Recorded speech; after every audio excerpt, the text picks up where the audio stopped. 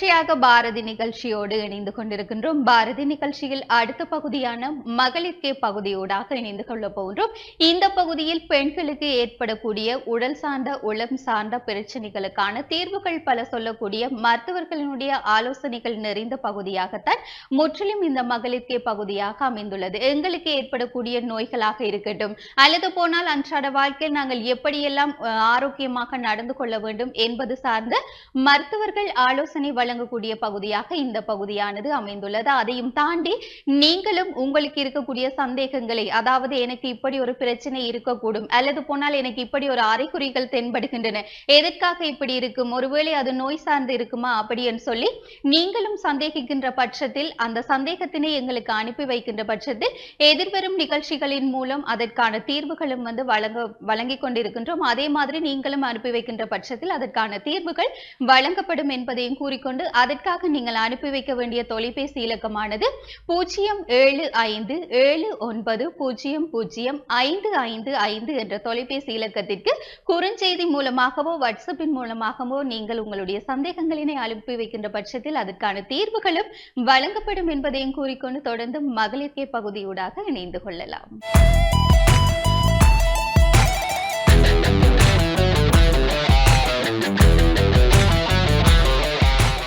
அனைவருக்கும் இனிய காலை வணக்கங்கள். இன்று பாரதி நிகழ்ச்சியினோடு நேயர்களை சந்திக்கும் நான் டாக்டர் காண்டீபன், சித்த போதனா வைத்தியசாலை கைதடியில் இருந்து. கடந்த வாரம் நாங்கள்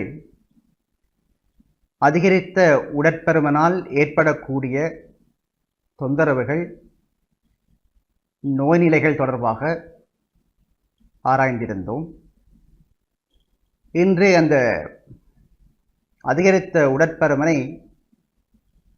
எவ்வாறு கையாள்வது, உடற்பருமனை எவ்வாறு ஆரோக்கியமான அளவிற்கு குறைத்துக் கொள்வது என்பது தொடர்பாக கலந்துரையாட உள்ளோம்.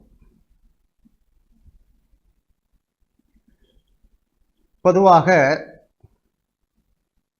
உடல்நிறை உடற்திணிவுச் சுட்டன் 25 வரை 18.5 தொடக்கம் 24.9 வரை ஆரோக்கியமான உடற்பருமனாக கொள்ளப்படுகின்றது. உடற்திணிவுச் சுட்டன் 25ற்கு மேலே செல்கின்ற போது அதிகரித்த உடற்பருமன் என்று சொல்லப்படுகின்றது. இந்த அதிகரித்த உடற்பருமன் உடற்திணிவுச் சுட்டன் மூலம் மேலும் பிரிவுகளாக வகைப்படுத்தப்பட்டு வருகின்றன.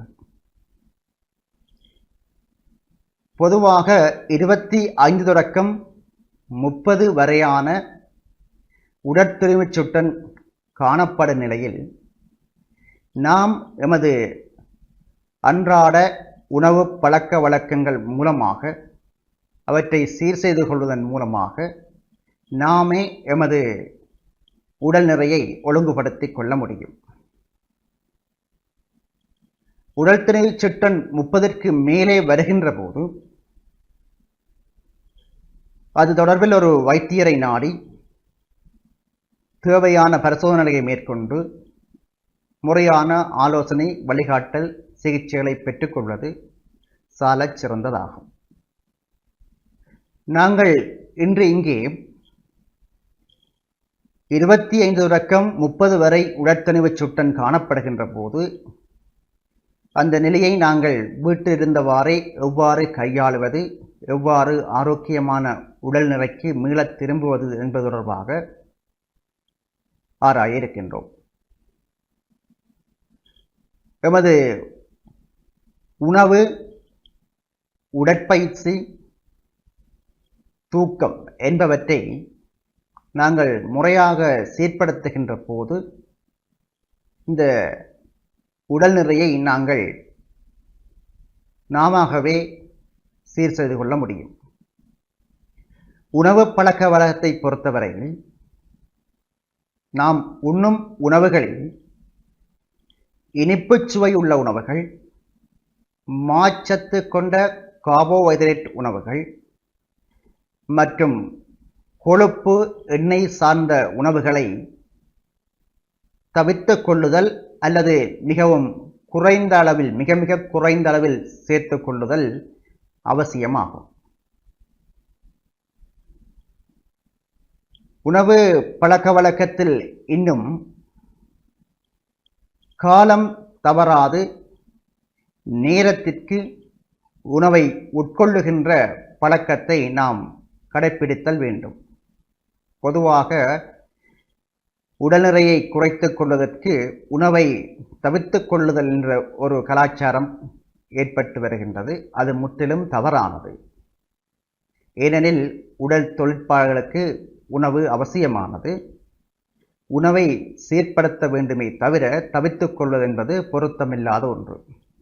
எனவே காலம் தவறாது நேரத்திற்கு போசனை மிகுந்த உணவுகளை உட்கொள்வது அவசியமானது. அதே நேரம் பிரதான உணவு வேளைகள் தவிர்ந்த மற்ற நேரங்களில் சிற்றுண்டிகள், தேநீர், மென்பானங்கள் போன்றவற்றை அருந்துவது தவிர்ப்பது மிக பொருத்தமானது, மிக அவசியமானதும் கூட. இந்த இடைப்பட்ட நேரங்களில் நீரை பருவது, தூய நீரை பருவது சால பொருத்தமானது. உடற்பயிற்சியை பொறுத்தவரையில் நாம் சாதாரணமாக மக்களுக்கு வழிகாட்டுகின்ற போது சூரிய நமஸ்காரம் அல்லது 8 நடை என்பவற்றை நாங்கள் யோகாசனம் சார்ந்து வழிகாட்டிக் கொண்டிருக்கின்றோம். அவற்றை நாம் வீட்டிலேயே செய்து கொள்ளலாம். அல்லது வேறு ஏதாவது உடற்பயிற்சிகளை நாம் செய்ய வேண்டுமெனில் ஒரு உடற்பயிற்சியாளரின் ஆலோசனையுடன் பொருத்தமான ஏதாவது ஒரு உடற்பயிற்சி அல்லது சூரிய நமஸ்காரம் அல்லது 8 நடை போன்றவற்றை தினமும் தொடர்ச்சியாக செய்ய வேண்டியது அவசியமாகும். ஓரிரு நாட்கள் செய்வதால் எவ்வித பிரயோசனமும் இல்லை. இப்பயிற்சிகளை தொடர்ச்சியாக தினமும் செய்ய வேண்டியது அவசியமானதாகும். அத்துடன் தூக்கம்.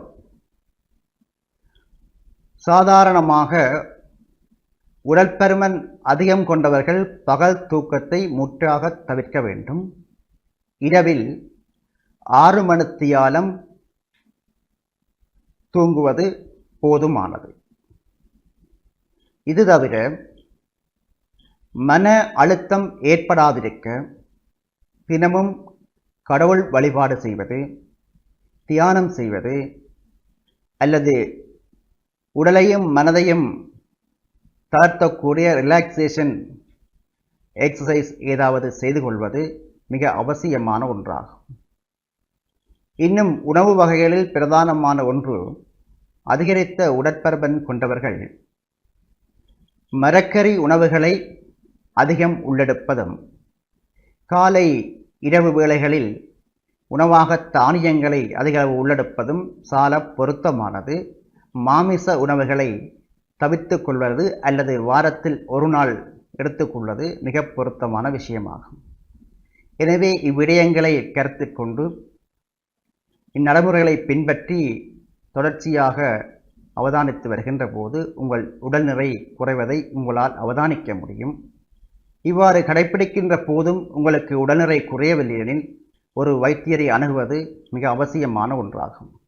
எனவே அனைவரும் இவற்றை பின்பற்றி தங்கள் உடலை உள்ளத்தை ஆரோக்கியமாக வைக்க வேண்டி உங்களிடமிருந்து விடைபெறும் நான் டாக்டர் காண்டீவன், சித்த போதனா வைத்தியசாலை, கைதடியில் இருந்து.